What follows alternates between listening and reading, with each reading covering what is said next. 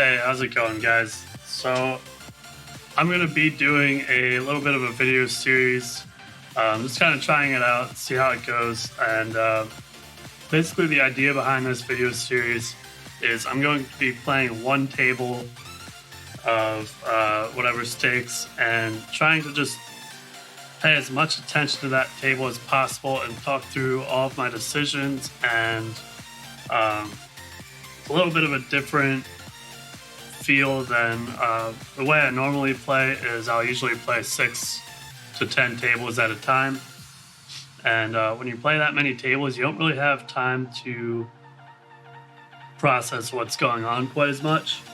Sorry, my nose itches. Try not to sneeze. Anyway, so you don't usually have as much time to process what's going on, and you kind of have to rely on like a pre-decided strategy based on work that you put in off the table.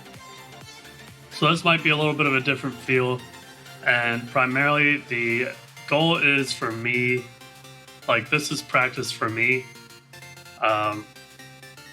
and recording it kind of forces me to talk through it more than I probably would if I wasn't recording. And figure I'll put it out there, and if you guys get anything out of it, great. If not, then well, I still get to practice, and that's good too. So if you guys do enjoy this kind of video and this kind of format, let me know down in the comments, and I'll keep doing it. Click that like button if you like it. Don't if you don't. And that being said, we're gonna go ahead and get into it. I'm a little sniffly. Apologize about that. Try to select a table here.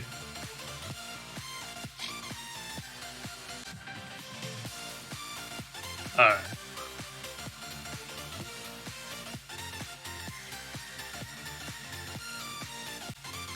I have been running a little bit bad somewhat recently, and hopefully we can turn it around, because if I keep running bad like this, I'm gonna have to move down to 5 cent, 10 cent. Right now playing 15 cent, 30 cent, and yeah, we should be able to turn this around here. So first thing we want to look at coming in here is just kind of see who we have at the table. We have a player to our left who's in the under the gun position currently, who we've played a lot of hands against, and I'm going to be trying really hard not to say anybody's name, because I kind of want to keep this anonymous for the players I'm playing against, just because I think that's respectful to them.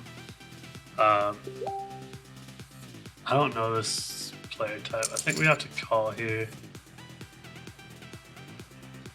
And yeah, so I think it's respectful to the players I'm playing against. If I'm going to be making YouTube strategy videos, like I wouldn't want somebody putting YouTube videos out about me or talking about how to exploit me and play against me and all that. So I figure, treat these guys how I would like to be treated. I'm going to go ahead and fold here. So it's going to be a little bit hard to talk about these stats without talking about anybody's name or anything like that, but we'll do our best. So this player directly to my left in the big blind is somebody that I have a lot of hands against, and I would consider him pretty good. You can see his stat line is 25, 15, 5. Let me see if... Okay, so if I hold my mouse over the thing too long, then it pops up the name. That's my name, so I'm not worried about it. I'll try not to do that. Kind of sucks because it's hard to see unless I put my mouse over it. There we go.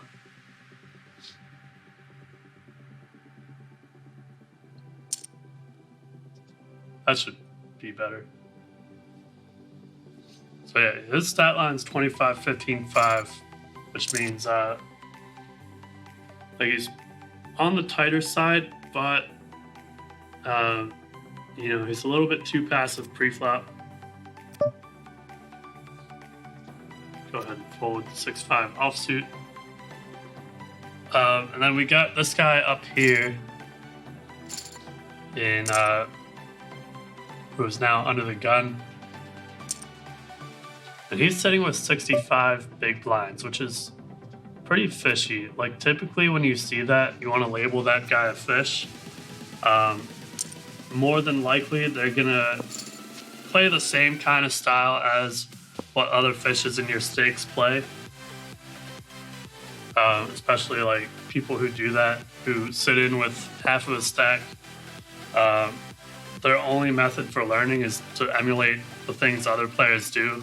So they're going to see these other bad players and emulate that. So it's a pretty good read that when you see someone like that, they're going to play the way others play, like other bad players. And yeah, so now his stats popped up and kind of verifies that read a little bit. So he's got 34, 10, 3, which means 34% VPIP, 10% pre-flop raise, and 3% 3-bet, which is very passive. One of the things I want to try to work on too is kind of reevaluating my 3-bet strategy versus more passive players. So I've been using kind of a wide polarized 3-betting range that works well against more reg type players. But against passive players, I don't think it works quite the same. I think it's kind of coming to realize I think it's a little bit better to just stick to a tight linear 3-betting strategy, which pretty much means like jacks plus ace king, ace queen.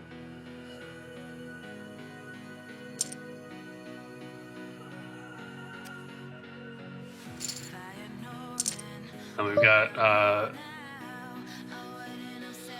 player in the cutoff, or in the hijack, right? Hold on. I always forget which one's cutoff and which one's hijack.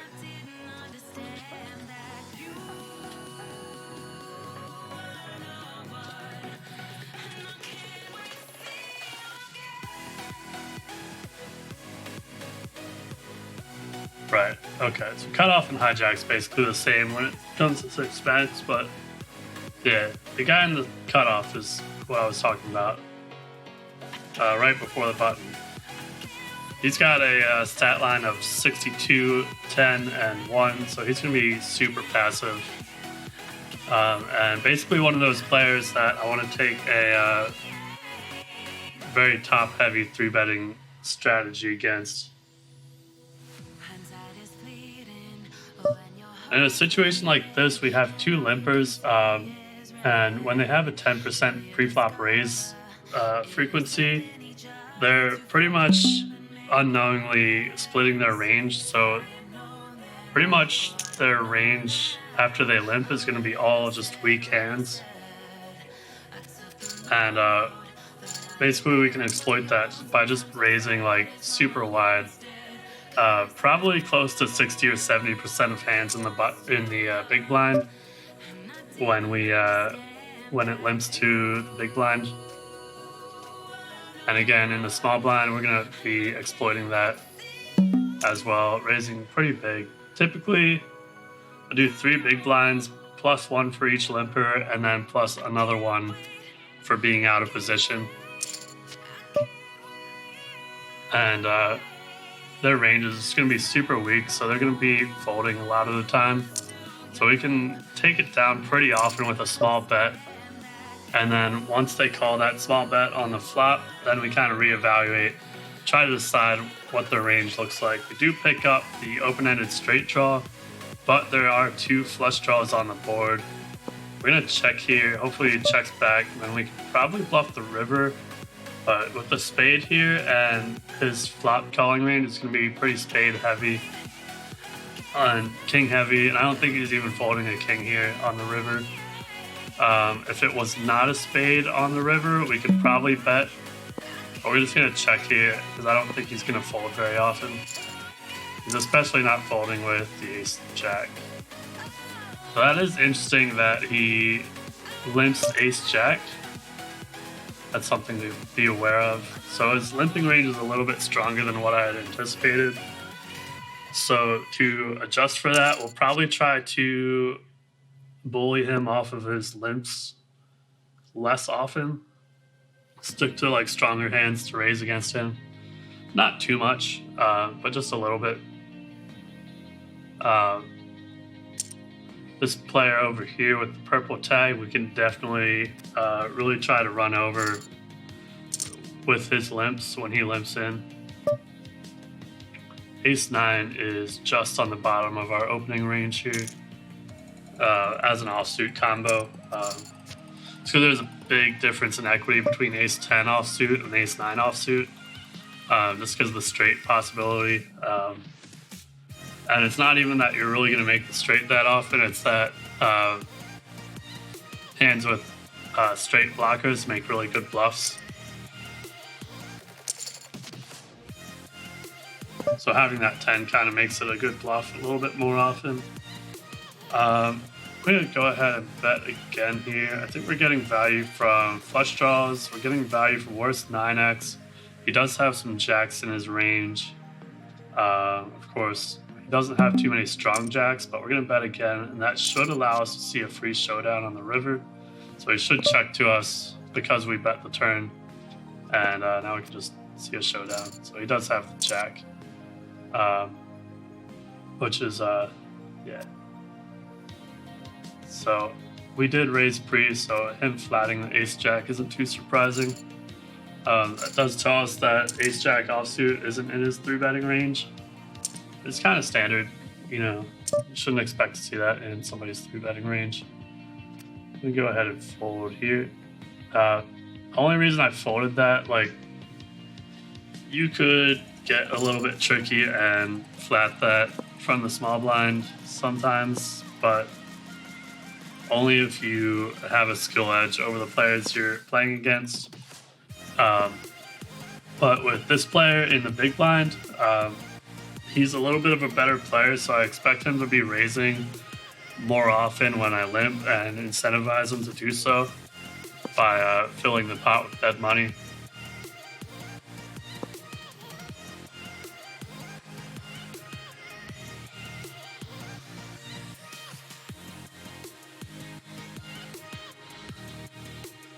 Okay. So it checks all the way down to the river on a limped pot.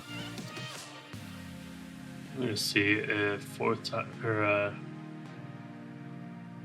right, I wasn't gonna say his name. We're gonna see if this guy ends up calling me, and we do get to see that he made the nuts on the river.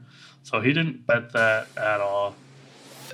And then this guy calls with 8 with a pair of 8s, which is, I don't know about that. That seems a little bit like a loose call. Just because of that board texture, there's just so much out there that hasn't beat, that has to bet the river, and typically I don't think a player like this is going to bet the river on that board texture as a bluff almost ever. But yeah, see, like I said, he's good enough to raise those little like teeny tiny bets like that. Do have aces, so obviously we're gonna raise pocket aces. I think that's hard to argue otherwise, especially with passive players in the blinds.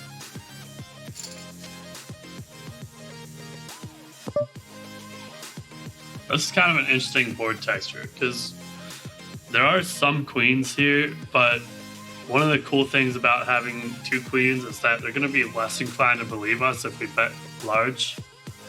So they're gonna call with like 7, like a pair of 7s, a little bit more often. So we're gonna bet bigger here. Sometimes they have a queen, so we're gonna slow down on the turn. I think we just check here, and that kind of makes our story even less believable. So we're gonna go ahead and bet half pot here, and especially when they check back the turn, that makes it less likely that they have the queen. So yeah, it's really hard to believe we have aces there, right?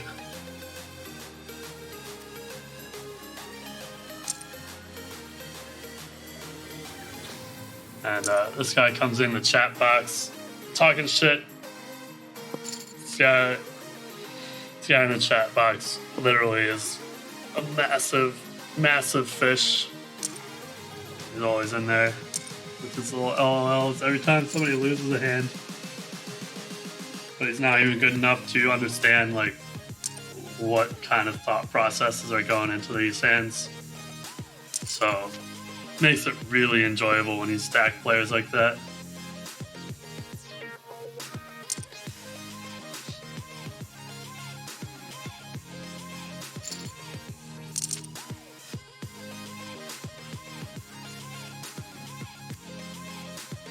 We got Jack 8 suited in the big blind, so we're going to be probably raising if it limps around and flatting if somebody raises. So we can go ahead and flat here. So he actually does have a decent stat line over 60 hands, but it is only 60 hands, and the raise to 6 big blinds is actually pretty good play, because that's something that I would typically do. That's kind of what I was talking about earlier when a bunch of people limp and you're in the blinds. You want to raise to kind of take that dead money out of the pot. Like when each limper folds, that's just extra money in the pot that you pick up equity on. And then call again. There's a lot of good turn cards we can hit. Like a queen is a really good turn card because it gives us the open-ended. Ace kind of improves our equity because now we have a gut shot.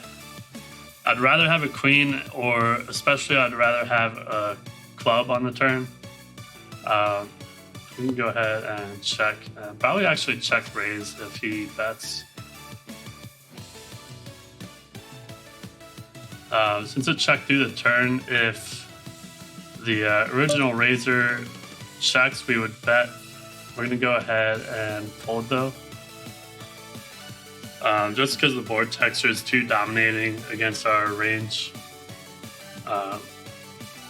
Like his range is just pretty uncapped.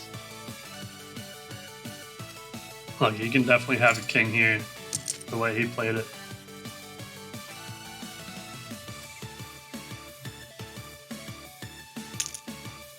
So folding a 7-3.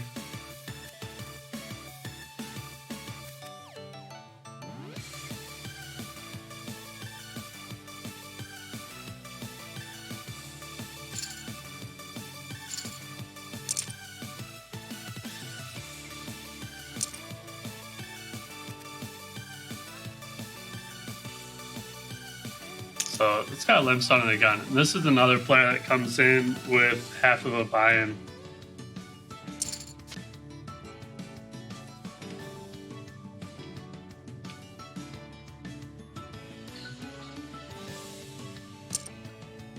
This guy's trying to needle me in the chat.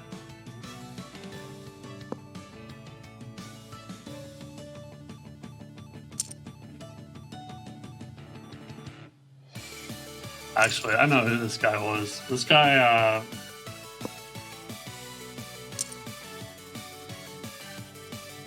I think it was yesterday. This guy came in on one of my tables and was like, "What's up?" and acting like he knew me, but I literally had 0 hands against him at the time.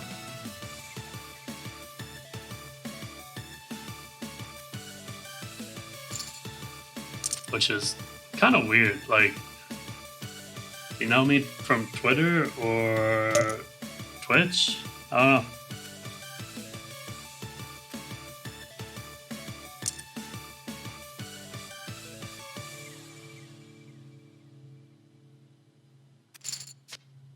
I'm kind of curious about that 3.5 big blind sizing. Like, is that something people are doing to exploit fish? Like, because you kind of bloat the pot a little bit more like that, and when you're playing against a fish, like it's kind of better. Like, you get more value when you have the range advantage by raising bigger. So I'm gonna be opening ace 10 suited here. Got passive player calls. See, all three of these guys are passive.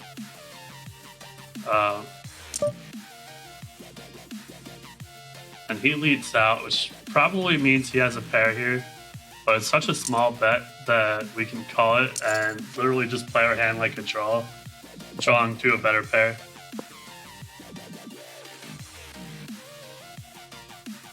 So looking for an ace or a 10.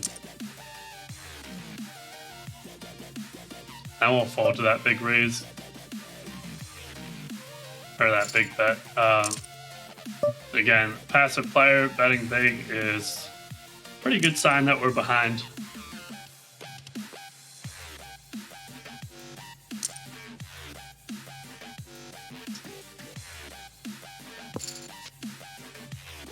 What is this guy doing in the chat box?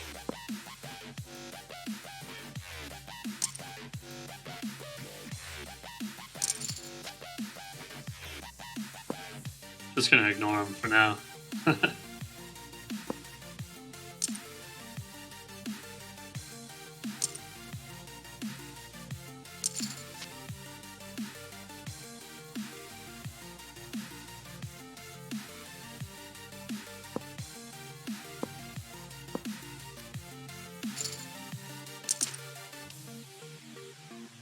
Alright, pocket queens in the big blind. So this is definitely, talking about linear 3-betting ranges, this definitely falls into our linear 3-betting range. Of course, with these guys limping, we're going to go 3 big blinds plus 1 for each limper, plus another 1 for being out of position.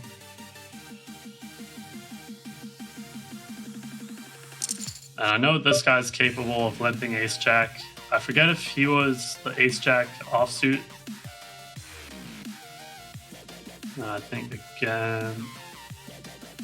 I think we're going to go to 2/3 pot, just because the value range that we're targeting is going to be flush draw heavy.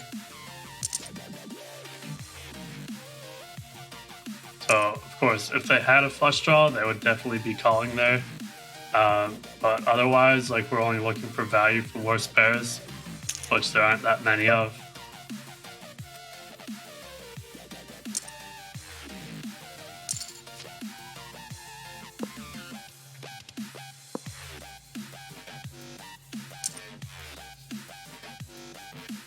So yeah, on that board, I think we bet smaller if we're trying to target pairs, but because the only real, like, the biggest part of their value range, again, biggest part of the range that we get value against is going to be flush draws, pretty much.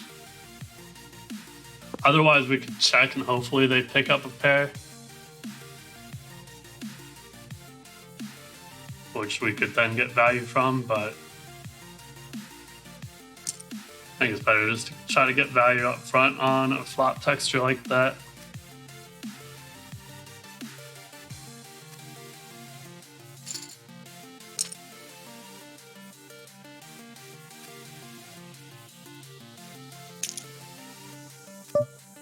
I fold the 9-5 suited.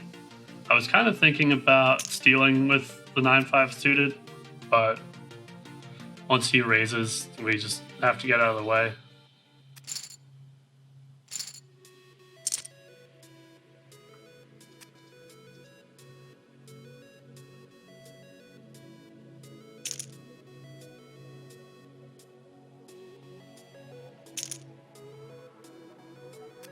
So now we're seeing this guy start to 3-bet a little bit.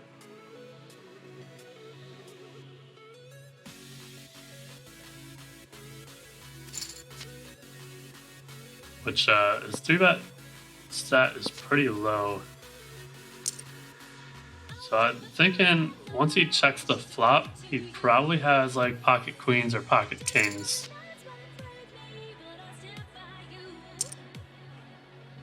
I think he's gonna call here, especially because that's a really small bet sizing. Okay, pocket jacks too. Yeah, that guy should not have been in that hand with pocket threes. Well, you call the flop, but actually, you know what? That's not that bad, because I think, yeah, call pre-flop to set mine with pocket threes, and then min raise. Okay. Oh, we're getting 2.5 to 1 just about. So we're gonna call it. And these guys are unlikely to raise. We get to see a flop. That's a pretty favorable flop here. Yeah, I think those pocket threes on that last hand, they went check on the flop, so it makes sense to turn pocket threes into a bluff. But 3 big blinds is not big enough to bluff into a 90 big blind pot. We're gonna go ahead and check here. Interesting, because the small blind was the original 3-better. It was the last raiser pre-flop. So when he checks, that does kind of give us the green light to bet. So I probably should have bet on the flop. We're gonna go ahead and start trying to build a pot here on the turn for if we make our flush on the river, then we can get some value for it. When he bets the turn, though, we're gonna call. We do have a 9, which makes our hand a little bit of a decent bluff catcher, having second pair top kicker. And then, of course, we got the flush draw to give us outs on the river. I think we're still going to bluff catch here because I think he should be c-betting the king in a 4-way pot. So I really don't think he has the king very often. Sometimes he has jacks or queens, maybe even 10s. That doesn't make sense to min-raise 10s, though. Yeah, I can't think of what he would have that beats us. But we've got showdown value, and we don't get value from anything if we bet. So we're going to go ahead and check to see the showdown. Yeah, min-raise with ace-10 is a little suspect. Maybe it was a misclick.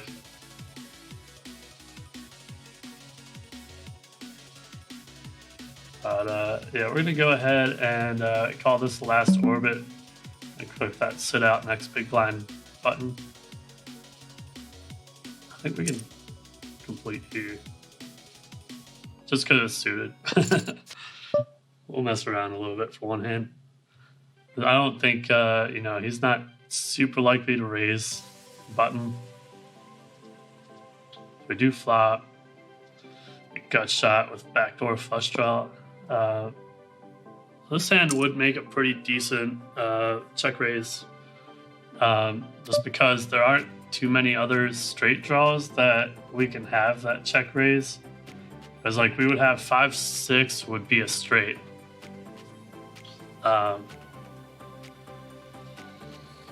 So that would be the value portion of our check raising range. And we blocked the 5-6. So having a blocker to the nuts gives us a much better fold equity on check raising. We can go ahead and continue for just a little bit over half pot.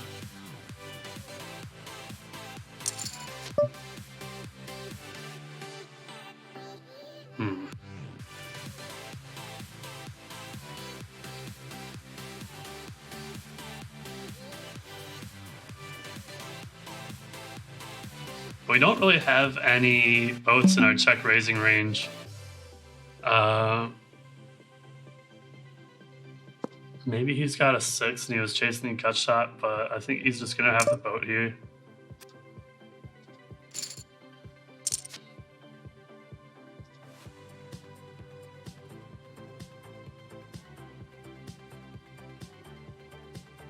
Yeah, Yeah, I think he's gonna have the boat there a lot of the time. It's like when he calls a check raise, he's gonna have a pair. Like most of the time, he's gonna have a pair. Sometimes he has the 6 and he's chasing the gut shot. Maybe he has 5-6. Like he definitely could have 5-6. I think it's unlikely, but he could. So we've got a math decision here, right? So we're facing a 3-bet. It's a pretty large 3-bet. And he's going to have a pretty strong range. So we're pretty much looking to set mine here. So we're calling 17. The pot's 31. And then it's going to be, what, like 100 behind? So a little bit under what we need to set mine. Like typically you want to have implied odds of 10-1, meaning what's in the pot plus what's behind being 10 times as much as what your call is. But we missed the flop, so we're just gonna fold. That's how set mining works. No sense in trying to bluff catch with the absolute lowest pocket pair.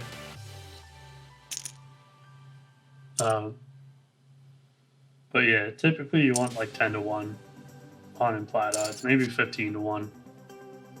And we were getting something like around 7-1, just rough math. Because he had, it was 30 in the pot and 100 behind, which means 100 we could win, 130, and we're risking 17. So 130 to 17, roughly like 7-1, maybe 8-1.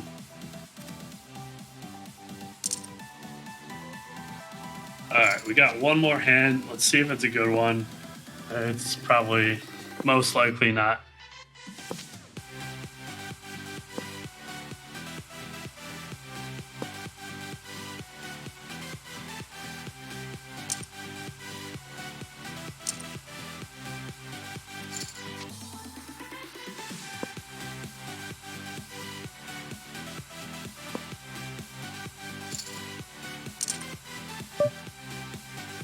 Alright, not a good hand. So with that, we're going to go ahead and call it at just over 30 minutes. So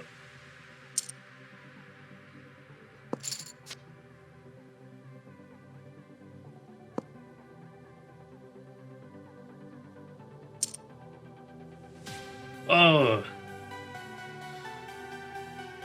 this guy, yeah, okay. So this guy knows me from Global Poker.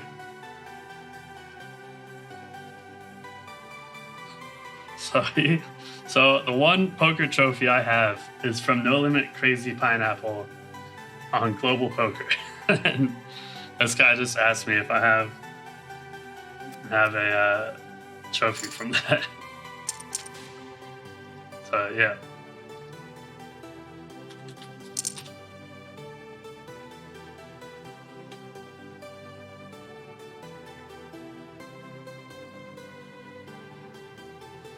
Alright guys, so if you guys like that video, let me know. I can kind of keep doing videos like that if you guys enjoyed it. I'll try to keep the next one a little bit shorter.